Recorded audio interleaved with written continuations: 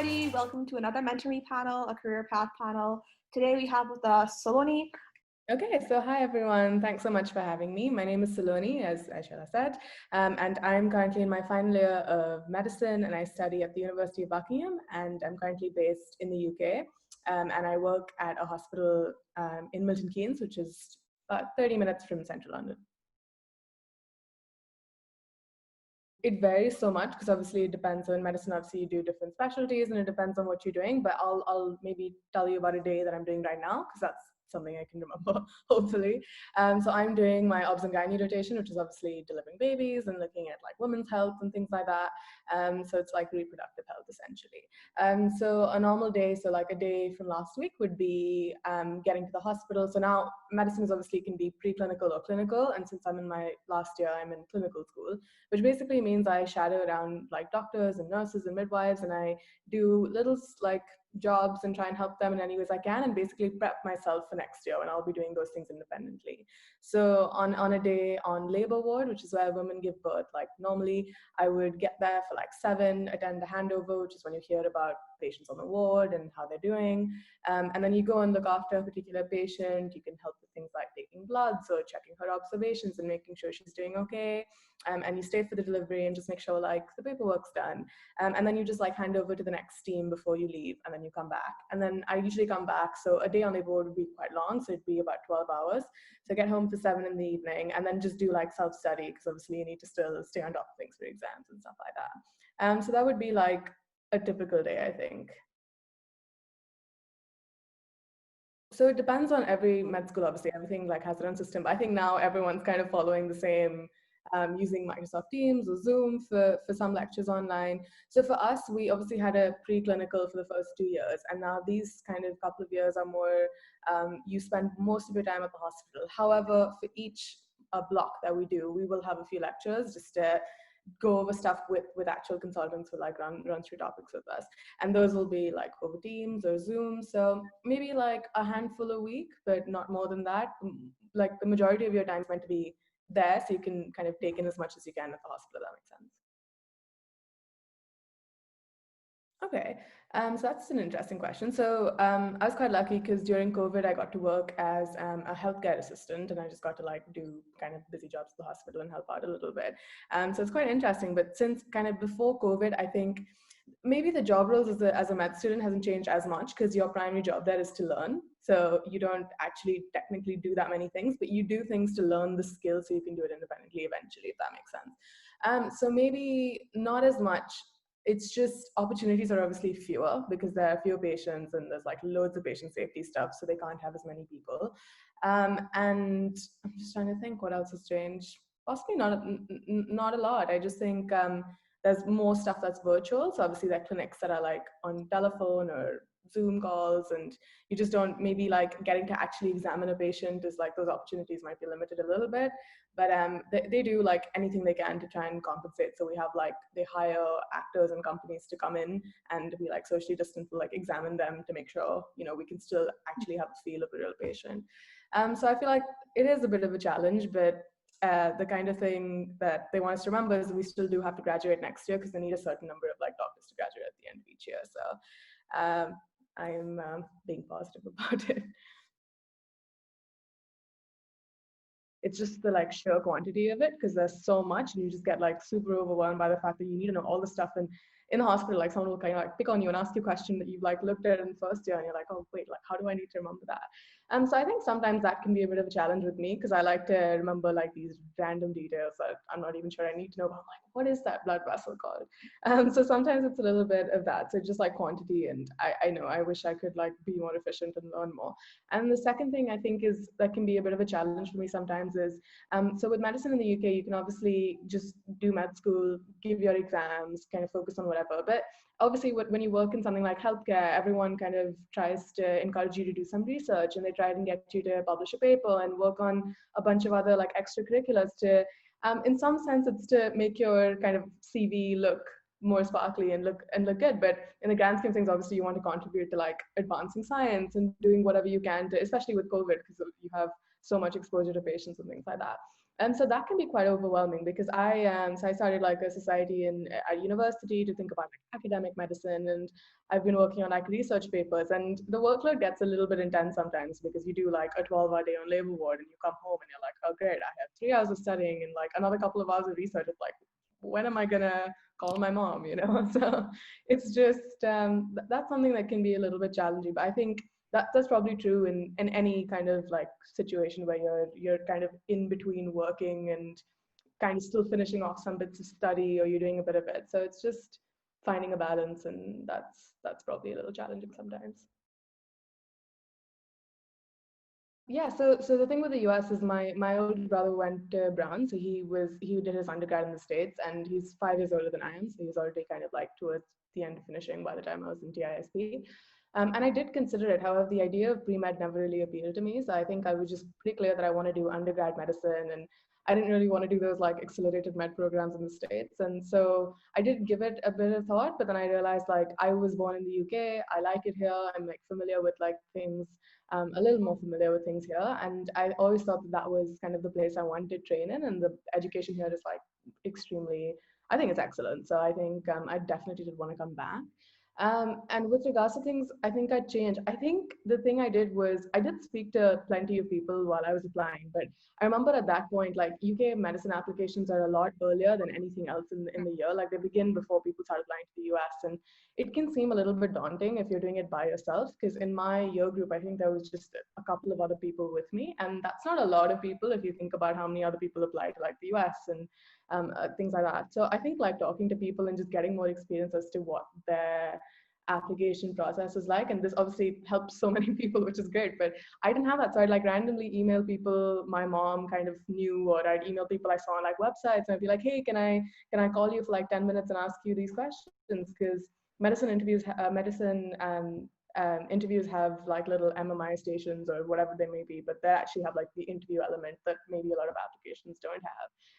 And that's kind of scary if you haven't done it before. So I think prepping and just like call somebody you know who, if like you're considering it, call somebody you know who has done it and been to the system, and then just ask them a bunch of questions and make a list of things that maybe I thought I was not as confident with, and then work on those. And that would have saved me quite a lot of like pressure. And I don't know, I feel like I could have done a smoother job then.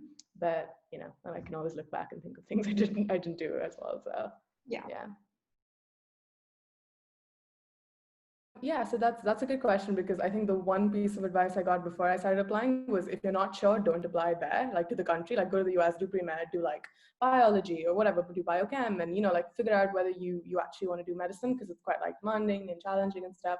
But I was like, hey, no, I know I want to do this. I know I don't want to like go spend another 4 years doing, like, it'll be really fun. I'm sure I'll like have a great time at university, but I don't really want to do that because this is what I want to do. And I kind of have had that. I think most of the people I'm around, surrounded by, like my friends in med school and stuff, are pretty much the same. They've all either done a degree before, or they're of the opinion that this is what I want to do. And the thing with it's definitely true that in the UK, yes, you need to be more certain, as like you can't like do another degree, and kind of getting into grad medicine is a little bit harder, and things like that are always, they exist. But what you can do with your like med school, that's like a whole other conversation, because you can obviously opt to not work in the clinical side. You do have to do some years of working as a junior doctor, but then you can work only in research, or you can work for a pharmaceutical company or work in public health. Like that's so diverse, and that's like decisions that I'm thinking about now. So it's not something that you can't change along the line. You can obviously like mold it however you want to. But from like an undergrad perspective, if I were to tell somebody, like, maybe I think like it is definitely a big decision, and I think I'm really lucky that I've always thought about this quite positively. Like, I want to do this, and I was always like quite encouraged by people around me. And so if you're unsure, maybe like talk it out or make a list of pros and cons, or do what works for you, because it is like a big commitment to doing that for at least 4.5, 5 or 6 years in med school, and then doing a couple of years as a junior doctor. That bit is like, you do need to do it once you've like committed to it, or like you'll have to leave. So yeah, it's a little unfortunate for people who are like not quite sure, but for people who definitely know they want to do it, it's great because it saves you so much time, and you don't have to do another degree before you come over. So I think a lot of high school, like moving to TISB for me, was like prepping myself for moving to another country and like starting this degree and being able to work independently and live by myself and things like that. So I really like that because I used to think towards like the end of 11th grade, I used to think about like, okay, what am I doing now that's going to help me later on? Like, what am I doing now that's going to help me work better and live better and be happier? Like, what are things that I identify about myself that I like and I can like do better? And I really liked that moment because it basically meant that when I did HL Phys, because I did HL Physics, I don't know why I did HL Physics. That was probably one of the worst decisions. I was so bad at it, and I was just like failing miserably at trying to find any joy. But I do this thing where I set an alarm for like 4 o'clock in the morning. It sounded ridiculous, but like I'd wake up at 4 a.m., wake up at the two other people who were living with me, go like with like a little flashlight and sit in our common room and like read through what I like didn't know. And like it didn't do that much for my grade. I don't know if it did like a lot, but it was just that like idea of getting up and wanting to like get a head start on something. And that basically meant that after we finished school, I could like go for a run, and I just like run around school, and I'd have like my bit of exercise. And it's like not stuff that maybe helped me academically, but it's definitely stuff that's like helped me in my life. So I know that getting up in the morning and getting like time to myself to do whatever I need to do. So like now I use that hour for like I can use it for whatever research or working out or replying to messages or whatever it may be. But like getting a head start on things and knowing that I'm weak at this, so I need to like put more energy into it is it's something that like a lot of people can't identify, which I was quite surprised by. But you need to be able to like if you know yourself, you're gonna like perform a lot better. So that's something that I definitely kind of consciously started doing towards the end of high school, and it's just worked so well for me like through these kind of 3, 4, 3.5 years. And yeah, would definitely recommend that. Whether or not you're a medical student, I think each university has like student well-being and like support and things like that. And they usually aren't things that are too difficult to access. So like the UK healthcare system is such that everyone has free healthcare. So you enter, your GP, your general practitioner, and you go there and you tell if you want like more help with like counseling, or you want like whatever it may be, they can refer you. But the quicker system is obviously to go by your university, and they should have like people who are easily accessible and there won't be such a long wait list. And then our university, I think like the nice stuff they did is like with medical school, it obviously is stressful. So the numbers are fewer compared to like other med schools in the UK. So that means you basically get quite a lot of time to speak to supervisors and consultants and like just people who will check in on you and make sure you're doing okay, which I think is student support in itself. And they do like the other like cute stuff, like they have puppies that you can go play with before exams, and just like there's like an organization called the Big White Wall that where you can like talk to anyone if you have if you need support. But I think the thing that like I've made most use of is just checking in with people who've like supervised me and asked me how I'm doing, and rather than just like checking off kind of academic bits, they're like, oh, have you seen this procedure and have you done that? They're also always like, oh, like how did you feel about that? Like if you watched somebody die, like how did you cope with that and how are you doing? And it's like the little people checking in that makes all the difference. So I think that's one thing they've like done right. And obviously I know there's like room for improvement because a lot of people need that support, but that's been pretty good. So, I mean, I think this is probably a question that depends from med school to med school, because I mean, you hear stories of other people are a lot more competitive and you're not. And then we go play these like tournaments between med schools for sport, and we're always like, oh my God, you guys are, you're awful. I think that's just us like friendly banter. But I think with regards to as a degree, it is competitive because you do have like a certain personality type who opt to be like study it. I don't know if that makes complete sense, but I think I was more aware of this because I quite like being quite like nice and friendly, but I know that there is a side of me that's like quite like, okay, I do want to win, like I want to win this. And I see that, in when I give exams or when I, playing sport or whatever it may be.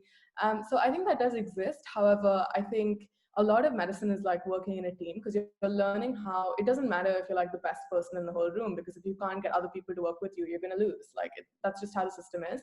And especially in the UK, so because of how the healthcare system is organized, you can end up working anywhere, and every single day you work with people you've never met before. So it really doesn't, like, you can be the like A-star student who's like winning at everything, but if you can't get people to work with you, it doesn't matter. So that whole collaborative, like exactly the word you use, like the whole collaborative approach of knowing how to work in a team is a big deal when you're applying to med school. And also you really see it when you're like working, even if you like manage to fool a interview panel and say, okay, I'm a great team worker, but you enter med school, you know you're not going to be able to do it unless you have other people's support. So that's like a very large part of being a med student, regardless of what country you're in, that I know for sure.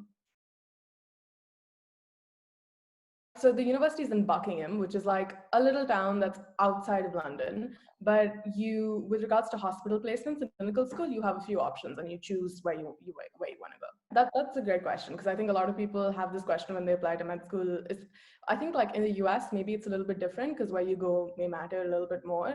But I think in the UK with medicine, I mean, there are a lot of people who obviously want to go to a certain university for like whatever, it may be like the name or they like the area or whatever. But the thing that everyone keeps reassuring us is the quality of medical education is the same everywhere. So say when I graduate in June or July, I will enter a system where I get ranked on the basis of like my academic performance and also this like situational judgment I give. But there's no mention of my university, so that basically doesn't factor into anything.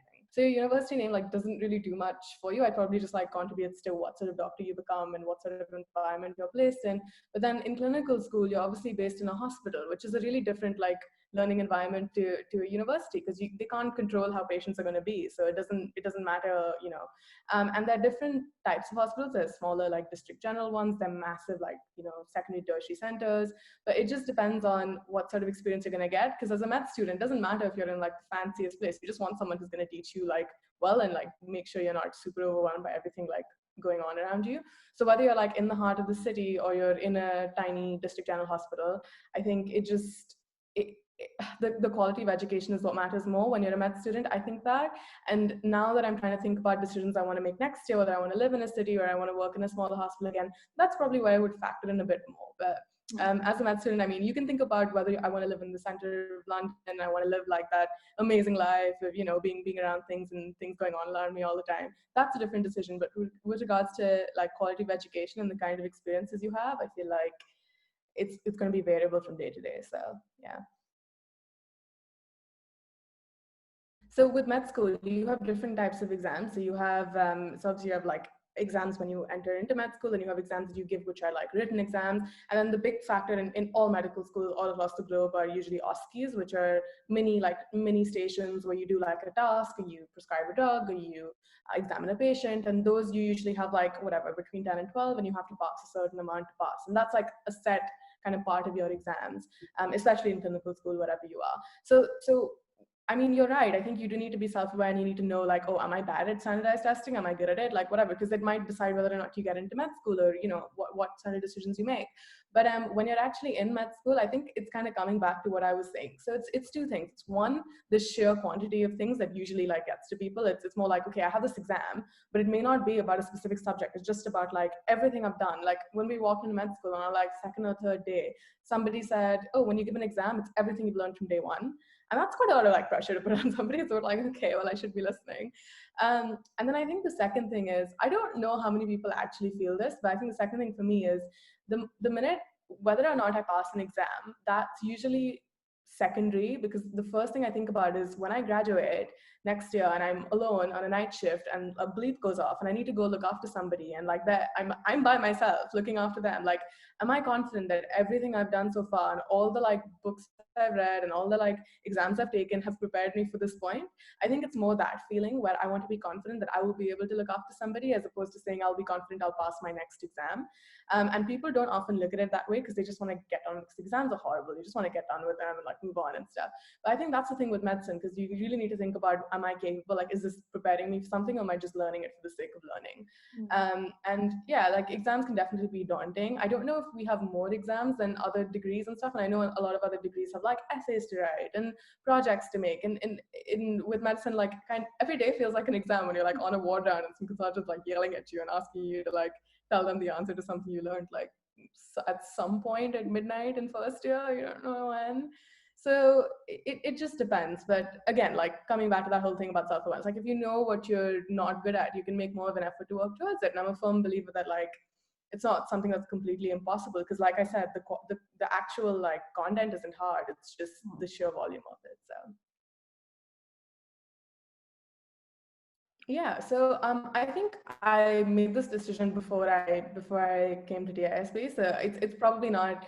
I don't think I had one moment when I sat down and I was like, okay, this is what I want to do. I think I just kind of like always knew towards the end of like ninth and 10th grade. I always kind of like had this idea. I was like, yeah, I kind of like sciencey stuff, and the idea of like medicine just really appealed to me. I thought it was really cool, and both my parents are doctors, and I didn't want to like say like, oh yeah, I'm doing this because like both my parents are doctors, but I actually found it like quite amazing how people looked at my mom and how like the kind of stuff she did. I remember like when I was really little, I'd sit on the sofa and she'd come back at like 3 a.m. I was like, oh my God, there's a new person in this world that she delivered. And like, because of her, there's like a new, it was like magical to me. I was like, this is the most amazing thing ever. And it was really great because I got to like tap into what they were doing and like get a little bit of inspiration from that, but also like do my own research and think like, am I cut out for this? Can I do this? And I think I was lucky because I generally did want to do more sciences. So I remember having this conversation with like when I was choosing my subjects, saying I don't think I want to do a social science. I think I want to do a regular diploma. I want to do physics, chem, bio, HL, and like that's what I want to do, and I'm sure of that. And it paid off. So I think throughout 11th grade, it was just convincing myself that I really do enjoy this. And I remember like waiting for bio. It was like my favorite like class, and it used to like make me really happy. And I just knew I gained actual joy. The actual process of applying to med school is stressful, right? And stressful for everybody. But I think like kind of remembering that this is what I want to do, which sounds really cheesy, but I actually do tell people this. So like when people kind of call and say like, oh, how'd you decide? Or when people are like, oh, I'm thinking about medicine, I'm like, I feel like you do kind of need to know, and you need to know like your why. And if you know your why for whatever you're doing, it'll carry you through like even the painful bits, which sounds extremely cheesy. It sounds like I'm like quoting some sort of like movie I watch, but it's true, because even now when I feel like tired and exhausted, it's like, oh, the little like nice patient experiences will like carry me through that moment. Now I remember my why I want to do this, and then I just feel a lot more motivated. So the decisions are very depends on the specialty. But essentially, you're in charge of someone's care. So you're looking after them. You're making a decision about, usually as a junior doctor, you're making a decision as about whether or not you want to get in senior help, or you can manage this person on your own. How many people you need around, what you need to do to like what factors are going to influence like how this person is going to do over the next few days or however long you're looking after them. And then there are obviously like, so those are like professional decisions. Then there are more like, oh, like your own kind of professional journey decisions, saying, do I want to, what rotations am I going to choose to work in as a junior doctor? And am I going to do research on the side? Am I going to teach on the side? Like what sort of, am I interested in more academic medicine? Like that sort of stuff.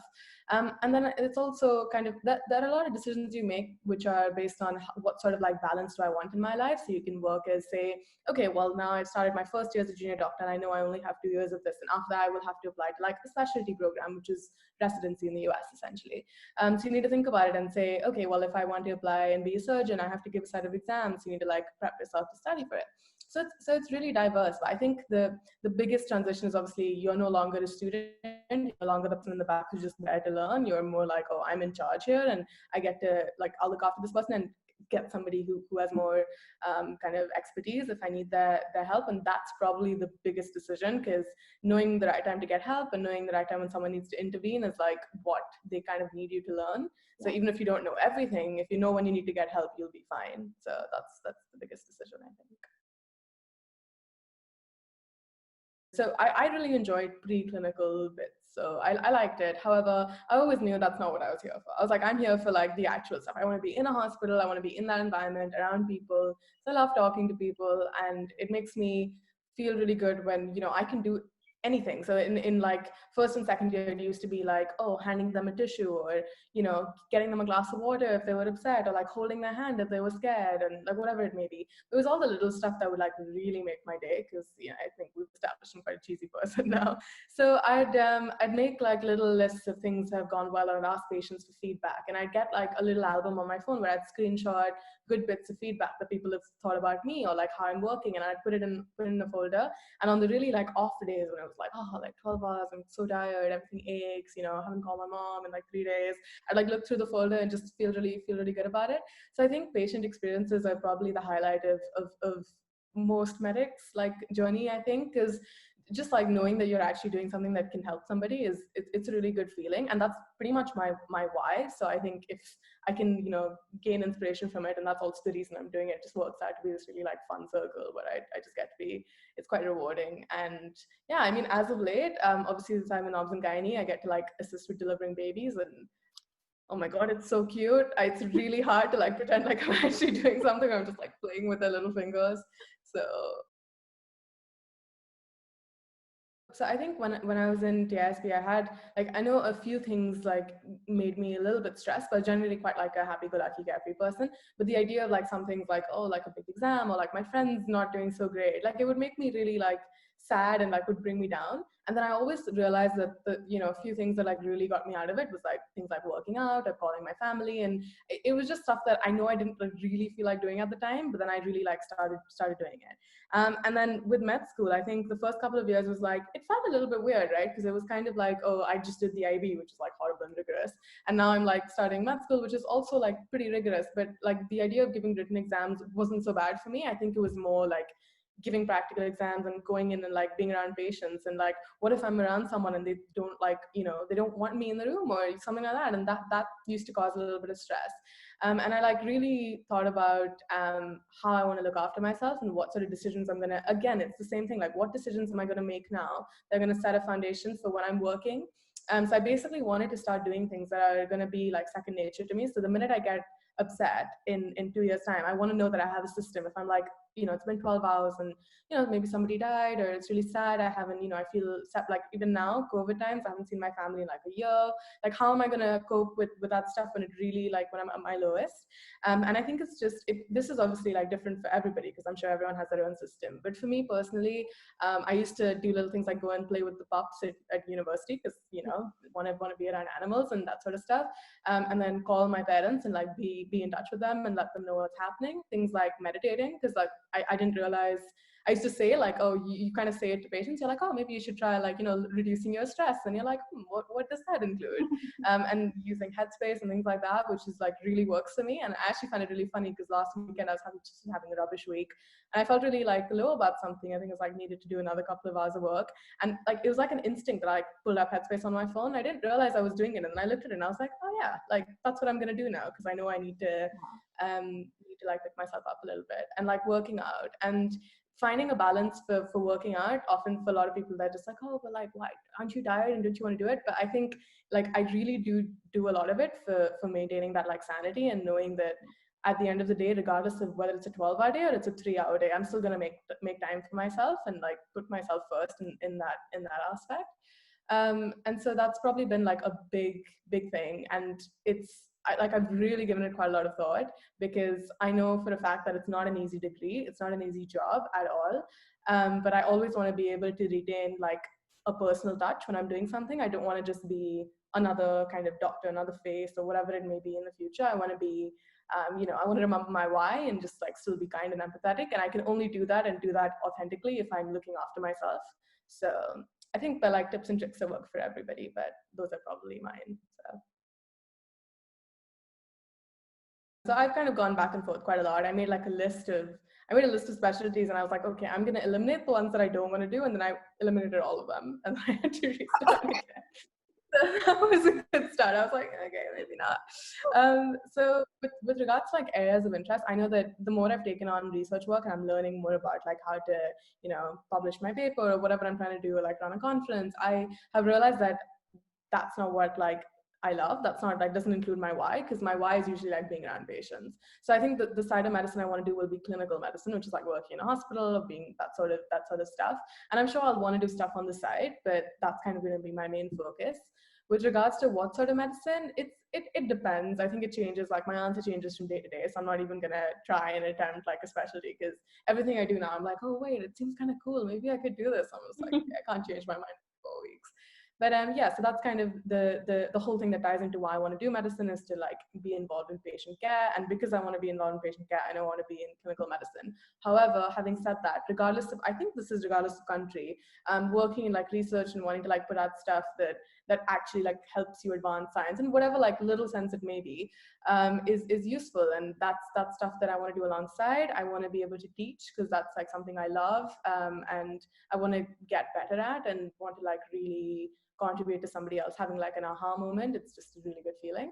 And yeah, I think that's the stuff that's like there. But I think that's the beauty of medicine, is that you can incorporate all of those things having just done that one degree. You can always like branch out and do things like that. So it appeals to like quite a wide audience. But for me, I think it's going to be clinical medicine with the focus in everything else, if that makes sense. So we've covered so much, which is, it's been like really nice. I think I feel so much better after this conversation as well. I'm like, hey, I you know, I'm like happy with my life choice.